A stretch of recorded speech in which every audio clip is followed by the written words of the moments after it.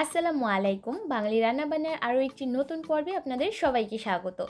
আজকের পর্বে তৈরি করে দেখাবো আমাদের পার্শ্ববর্তী দেশ ইন্ডিয়ার খুবই জনপ্রিয় একটা খাবার, হায়দ্রাবাদি চিকেন দাম বিরিয়ানি। একদমই সহজভাবে এই রেসিপিটা আপনাদের সামনে প্রেজেন্ট করেছি। আশা করছি আপনাদের সকলের কাছে রেসিপিটা ভালো লাগবে। আজকের দাম বিরিয়ানিটা রান্না করার জন্য আমি ব্যবহার করেছি 2 কাপ পরিমাপে বাসমতি রাইস। আর বাসমতি রাইস দিয়ে যদি রান্নাটা করেন তাহলে দাম বিরিয়ানির আসল টেস্ট পাবেন। এবার প্রথমেই এই চালগুলোকে পানি দিয়ে 2-3 বারের মতো পানি বদলে ধুয়ে নিতে হবে।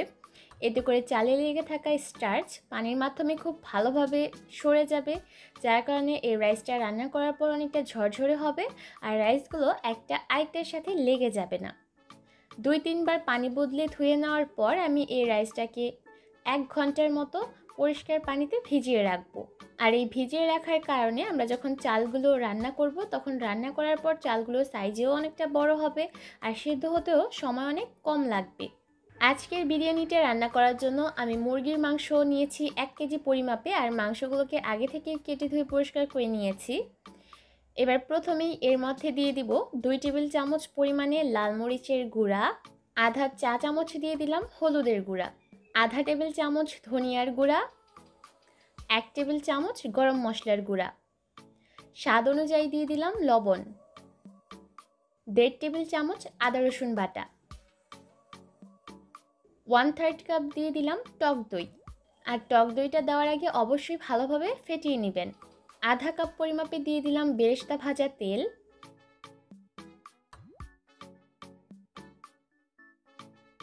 1 টেবিল চামচের মতো দিয়ে দিলাম পুদিনা পাতা, আর 2 টেবিল চামচের মতো দিয়েছি ধনিয়া পাতা কুচি, 1 কাপ পরিমাপে দিয়েছি পেঁয়াজ বেরেস্তা। এবার সব কিছুকে একসাথে ভালোভাবে মাখিয়ে নিচ্ছি। আর এই মাখানোর কাজটা অবশ্যই হাত দিয়ে করবেন, এতে করে সম্পূর্ণ মাংসের সাথে মশলাটা ভালোভাবে মিশে যাবে। আর দাম বিরিয়ানি রান্না করার ক্ষেত্রে অবশ্যই পুদিনা পাতা আর ধনিয়া পাতাটা ব্যবহার করার চেষ্টা করবেন, এতে করে আপনি দাম বিরিয়ানির আসল টেস্ট পাবেন। সব কিছুকে একসাথে ভালোভাবে মাখানো হয়ে গেলে আমি এই চিকেনটাকে ম্যারিনেট করে রেখে দিব কমপক্ষে আধা ঘন্টার মতো। আর এতে করে দেখবেন মশলাগুলো চিকেনের ভিতর খুব ভালোভাবে ঢুকতে পারবে আর চিকেনটাকে অনেকটা ফ্লেভারফুল করে তুলবে। আধা ঘন্টা পর চুলায় একটা প্যান বসিয়ে দিয়েছি আর এর মধ্যে নিয়েছি 1 টেবিল চামচ ঘি। ঘিটা যখন মেল্ট হয়ে যাবে তখন এর মধ্যে ম্যারিনেট করা চিকেনগুলো দিয়ে দিলাম। চুলার আঁচ আমি এই পর্যায়ে মিডিয়াম হিটে রেখেছি আর মিডিয়াম হিটে রেখে এই চিকেনগুলোকে আমি রান্না করব। চিকেনগুলোকে প্রথমে হাঁড়ির মধ্যে সমান করে বিছিয়ে দিচ্ছি, তারপর হাঁড়িটাকে একটা ঢাকনা দিয়ে ঢেকে রান্না করব 6 থেকে 7 মিনিটের মতো। আর এই পর্যায়ে কিন্তু চুলার আঁচ বাড়িয়ে দেওয়া যাবে না, এতে করে চিকেনটা কিন্তু হাঁড়ির গায়ে লেগে যেতে পারে। 7-8 মিনিট পর আমি ঢাকনাটাকে খুলে দিলাম। এই যে দেখতে পাচ্ছেন চিকেন থেকে কিন্তু কিছুটা পানি বের হয়েছে। এবার এই চিকেনটাকে আমি একটু উল্টে পাল্টে দিচ্ছি, তা না হলে আবার চিকেনটা নিচ দিয়ে লেগে যেতে পারে। ভালোভাবে নেড়েচেড়ে দেওয়া হয়ে গেলে আবারও হাঁড়িটাকে ঢাকনা দিয়ে ঢেকে দিব আর চিকেন থেকে সম্পূর্ণ পানিটা বের হওয়া পর্যন্ত অপেক্ষা করব। যেহেতু দাম বিরিয়ানি রান্না করছি তাই চিকেনটাকে কিন্তু পুরোপুরি সিদ্ধ করব না। চিকেন থেকে যে পানিটা বের হবে সেই পানিতেই চিকেনটাকে ভালোভাবে কষিয়ে নিব। আমাদের উদ্দেশ্য হচ্ছে রান্নার আগে এই চিকেনটাকে 50%-এর মতো সিদ্ধ করে নেওয়া। আর চিকেন থেকে যে পানিটা বের হবে সেই পানিতেই কিন্তু চিকেনটা 50%-এর মতো সেদ্ধ হয়ে যাবে। এরই মধ্যে কিন্তু চিকেন থেকে সম্পূর্ণ পানিটাই বের হয়ে গেছে। এবার এই বের হওয়া পানিতেই চিকেনটাকে ভালোভাবে কষিয়ে নিতে হবে। ভালোভাবে কষিয়ে নেওয়া হয়ে গেলে আমি হাঁড়িটাকে চুলা থেকে নামিয়ে নিব আর রাইসটাকে প্রিপেয়ার করে নিব। তার জন্য চুলা একটা হাঁড়ি বসিয়ে দিয়েছি আর এর মধ্যে পর্যাপ্ত পরিমাণ পানি নিয়ে নিয়েছি। পানিটা যখন খুব ভালোভাবে গরম হয়ে যাবে তখন এর মধ্যে দিয়ে দিলাম স্বাদ অনুযায়ী লবণ, 2 টুকরা দারচিনি, 5-6টার মতো এলাচ আর 4-5টার মতো লং, 2টা তেজপাতা। তেজপাতাগুলোকে আমি একটু চিড়ে দিয়েছি। আধা চা চামচ দিয়েছি শাহি জিরা, 4-5টার মতো কাঁচামরিচ মাছ বরাবর দিয়ে চিড়ে দিয়ে দিয়েছি। 1 ফালি লেবুর রস একটু চেপে দিয়ে দিলাম আর সেই সাথে 1 টেবিল চামচের মতো দিয়েছি রান্নার রেগুলার তেল। আর এই তেল ব্যবহার করার কারণে চালটা সিদ্ধ হয়ে যাওয়ার পর চালগুলো আর আঠালো থাকবে না আর একটা আরেকটার সাথে লেগেও যাবে না, ঝরঝরে থাকবে। এবার সব কিছুকে নেড়ে চেড়ে দিব আর অপেক্ষা করব পানিটা খুব ভালোভাবে গরম হয়ে যাওয়া পর্যন্ত। যখন পানিটা খুব ভালোভাবে গরম হয়ে যাবে তখন এর মধ্যে পানি ঝরিয়ে রাখা চালগুলো দিয়ে দিলাম। এই পর্যায়ে চুলার আঁচ আমি মিডিয়াম হিটে রেখেছি, আর মিডিয়াম হিটে রেখে এবার এই চালগুলোকে সেদ্ধ করে নিতে হবে। চুলার আঁচ এই পর্যায়ে খুব বেশি বাড়িয়ে দিবেন না। যদি চুলার আঁচ বাড়িয়ে চালগুলোকে সেদ্ধ করেন তাহলে দেখবেন পানিগুলো টকবক করে ফুটতে থাকবে আর চালগুলো একটা আরেকটার সাথে লেগে ভেঙে যেতে পারে। তাই চুলার আঁচ মিডিয়াম হিটে রেখে চালগুলোকে সিদ্ধ করে নিতে হবে। চুলার আঁচ মিডিয়াম হিটে রেখে 6 থেকে 7 মিনিট রান্না করলেই দেখবেন চালগুলো সিদ্ধ হয়ে যাবে।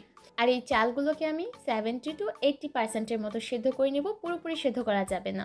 যখন দেখবেন চালগুলোর ভেতরে একটু দানা দানা থাকবে ঠিক সেই পর্যায়ে চালগুলোকে চুলা থেকে নামিয়ে একটা স্ট্রেনারে নিয়ে নিতে হবে। এবার রান্না করা চিকেনের উপর দিয়ে দিলাম কাঁচামরিচ। কাঁচামরিচগুলোকে মাঝ বরাবর দিয়ে ফালি করে দিয়েছি, আর সেই সাথে দিয়ে দিলাম পেঁয়াজ বেরেস্তা। আমি 1/3 কাপের মতো পেঁয়াজ বেরেস্তা একটু ছড়িয়ে দিয়ে দিলাম। এবার রান্না করে নেওয়া ভাতগুলো পুরো মাংসের উপর ছড়িয়ে দিতে হবে। আর এই কাজটা একটু দ্রুত করবেন যাতে রাইসগুলো ঠান্ডা না হয়ে যায়। ভালোভাবে ছড়িয়ে দেওয়া হয়ে গেছে। এবার আমি এর মধ্যে দিয়ে দেব লিকুইড দুধ। আমি এখানে 1/4 কাপ লিকুইড দুধ নিয়ে নিয়েছি, আর এর মধ্যে 1/4 চা চামচ দিয়েছি অরেঞ্জ ফুড কালার। এবার ভালোভাবে নেড়েচেড়ে মিশিয়ে আমি রাইসের উপর দিয়ে দিলাম। আপনারা চাইলে ফুড কালারটা স্কিপ করতে পারেন, আমি দেখার সৌন্দর্যের জন্য ব্যবহার করেছি। তবে আপনারা চাইলে অরেঞ্জ ফুড কালারের পরিবর্তে জর্দা রঙও ব্যবহার করতে পারবেন। এবার এর মধ্যে দিয়ে দিলাম 1 টেবিল চামচ ঘি, আর ঘিটাকে একটু ছড়িয়ে দিচ্ছি। আরও কিছুটা পেঁয়াজ বেরেস্তা আমি উপর থেকে ছড়িয়ে দিচ্ছি। আর এই পেঁয়াজ বেরেস্তা দেওয়ার কারণে বিরিয়ানি থেকে সুন্দর একটা ফ্লেভার ছড়াবে, আর এটা খেতেও কিন্তু অনেকটা ভালো লাগবে। এবার সব শেষে এর মধ্যে দিয়ে দিলাম ধনিয়া পাতা আর পুদিনা পাতা। আপনারা আপনাদের টেস্ট অনুযায়ী ধনিয়া পাতা বা পুদিনা পাতার পরিমাণটা অ্যাডজাস্ট করতে পারবেন। সব কিছু দেওয়া হয়ে গেলে হাঁড়িটাকে একটা ঢাকনা দিয়ে ঢেকে দিলাম, আর চলে যাব রাইসটাকে দমে দেওয়ার জন্য। রাইসটাকে দমে দেওয়ার জন্য চুলায় আমি আগে থেকেই একটা প্যান বসিয়ে রেখেছি, আর এর মধ্যে এবার রাইসের হাঁড়িটা বসিয়ে দিলাম। প্রথম 5 মিনিট চুলার আঁচ মিডিয়াম হিটে রেখে এই রাইসটাকে রান্না করতে হবে। তারপর চুলার আঁচ একদম লো করে দিয়ে রাইসটাকে রান্না করতে হবে 10 মিনিটের মতো। মোট 15 মিনিটের মধ্যেই দেখবেন রাইসটা রান্না করা হয়ে গেছে। 15 মিনিট পর আমি হাঁড়িটাকে চুলা থেকে নামিয়ে নিয়েছি, আর এরই মধ্যে কিন্তু চালগুলোও খুব ভালোভাবে সেদ্ধ হয়ে গেছে আর মাংসগুলো। আর হাঁড়ির নিচে আমরা যেহেতু তাওয়া ব্যবহার করেছি তাই রাইসগুলো কিন্তু হাঁড়ির তলানিতে লেগে যাবে না বা পুড়ে যাবে না। তাই অবশ্যই রাইসটাকে দমে দেওয়ার জন্য হাঁড়ির নিচে তাওয়া ব্যবহার করবেন। বিরিয়ানিটা রান্না করার পর কতটা ঝরঝরে হয়েছে দেখে নিশ্চয়ই বুঝতে পারছেন। আর এর থেকে যে একটা ফ্লেভার বের হচ্ছে সেটা তো আপনারা স্ক্রিনে দেখে বুঝতে পারবেন না। সেটা বোঝার জন্য অবশ্যই রেসিপিটা আপনাদের বাড়িতে ট্রাই করতে হবে। ঘরে থাকা সাধারণ কিছু মশলা দিয়ে আপনারা চাইলেই কিন্তু সহজ এই দম বিরিয়ানিটা ঘরে তৈরি করতে পারেন। দেখবেন ছোট বড় সকলের কাছেই ভালো লাগবে। আজকের মতো এখানে বিদায় নিচ্ছি। সবাই অনেক ভালো থাকবেন। আল্লাহ হাফেজ।